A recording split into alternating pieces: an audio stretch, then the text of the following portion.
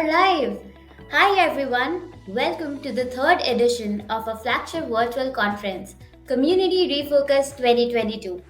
A conference where community enthusiasts like us and you will talk about the new era of online communities.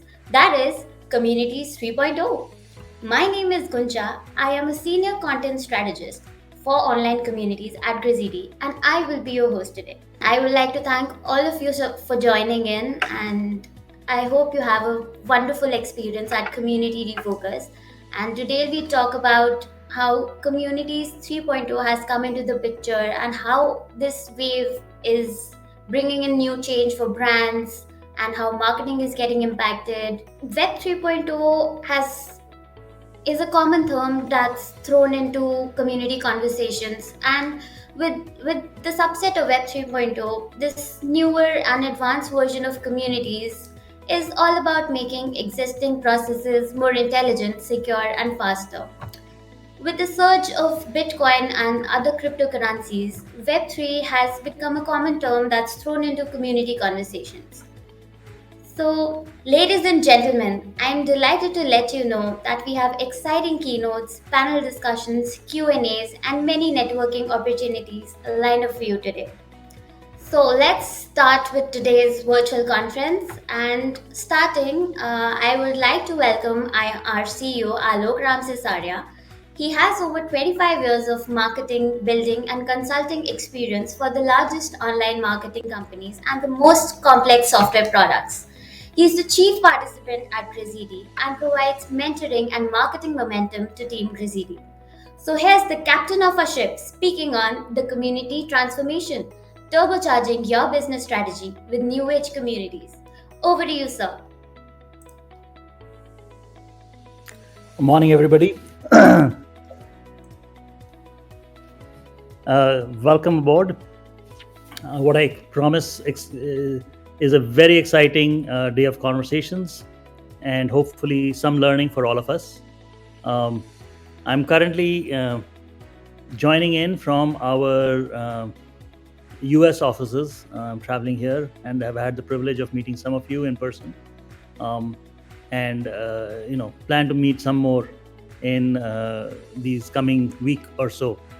But it's an exciting time for communities. I think as the pandemic sort of was, I would say, almost a golden era of communities.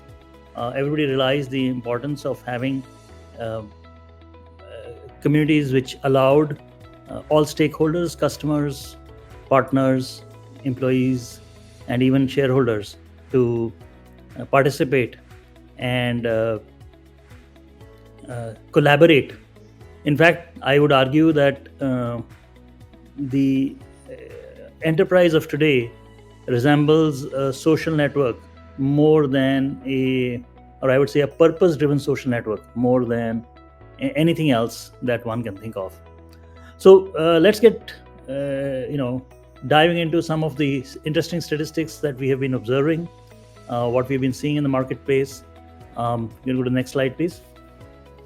How communities are redefining and charging up businesses in the post-pandemic phase. Just to rewind a bit, when we first started Grazitti, next slide. I'm talking about the days of the Clue Train Manifesto, where everybody felt that user-generated content, user participation would define the web as we saw it, and that prediction came out to be very true. In fact, that is part of our tagline when we look at, and our name as well is a play on graffiti, which is how people used to express themselves earlier. Communities were typically ground up,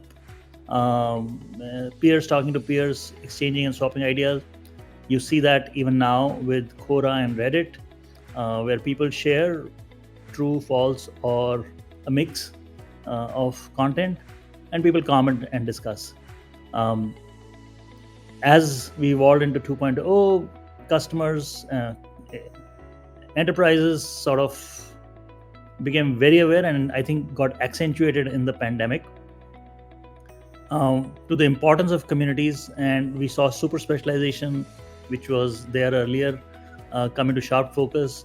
I see job ads for I need a community manager for a developer community versus a customer community versus a lot of the work we do, even with as far as religion is concerned.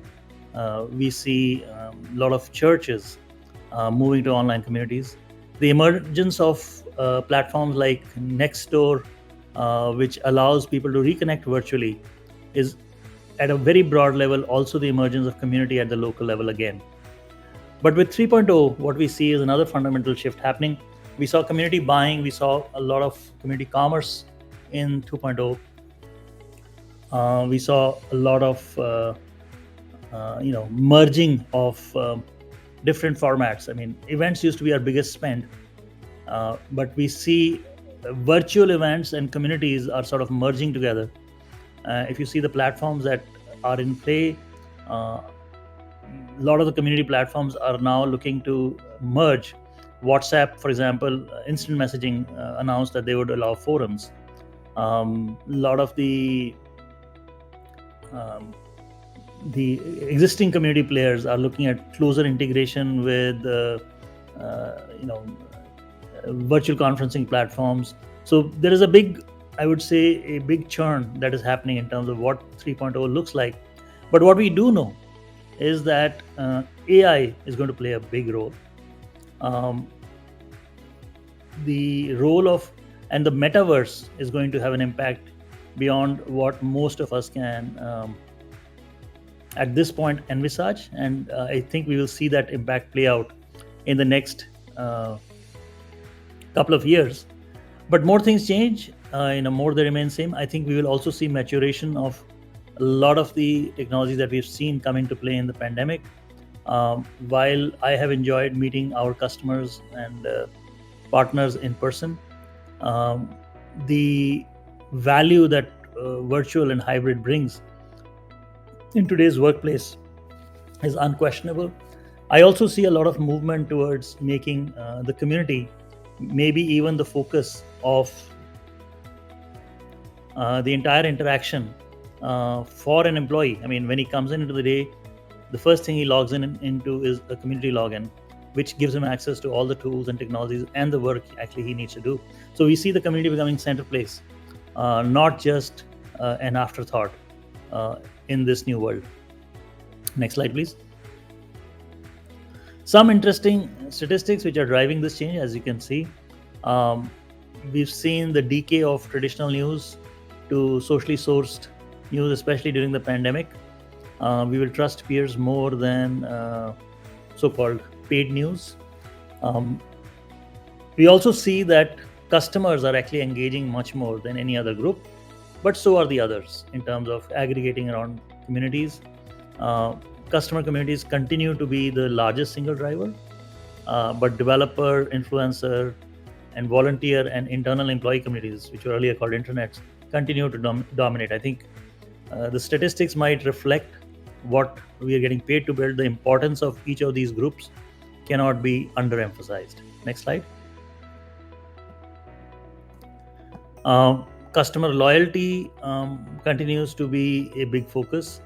Reduction in support costs continues to be actually the most tangible driver for building communities. And I think those are the customer support and improvement in CSAT. I have seen the most hard metrics coming in that space. Customer loyalty, repeat purchases, we see a lot of that, especially in the e-commerce space. But we also see some of our marketing and customer-oriented communities build business metrics. I was at a very recent customer site, and their focus around validation is the amount of commerce that they were able to correlate with participation in the community. And I've seen this in the past. I see this continuing to be a focus. Being ability to demonstrate ROI continues, while customer loyalty is a given, but being able to measure that and present that to the C-suite is critical for continued investment in communities. However, the heartening part for us as community enthusiasts is that members receive disproportionate rewards in terms of the effort they put in. The source of some of these statistics, I think, we'll be happy to share, and you can, in the when we send out the notes. But it's very heartening to see what continues to drive, and increasingly the brand. Brand and awareness is catching up. So you can see the customer side of the equation actually dominates. It's just that the support side is the one that's easiest to measure, unless you are in an e-commerce situation where you can actually directly measure the impact of increased customer loyalty and branding and awareness. Next slide, please. Interestingly, Facebook continues to be a preferred platform. However, dedicated platforms are not too far behind. Internal hosting is still significant, but I would see a lot more migration into community platforms, and there has been an explosion in the diversity of community platforms available. Enterprises will continue to look at the serious players. I think we have not seen too much addition in the enterprise space, but we have seen a lot of challenges coming in at the lower end from the society/social impact space, as well as some interesting challengers who are offering closed platforms which are very easy to deploy and very come with a whole bunch of functionality inbuilt.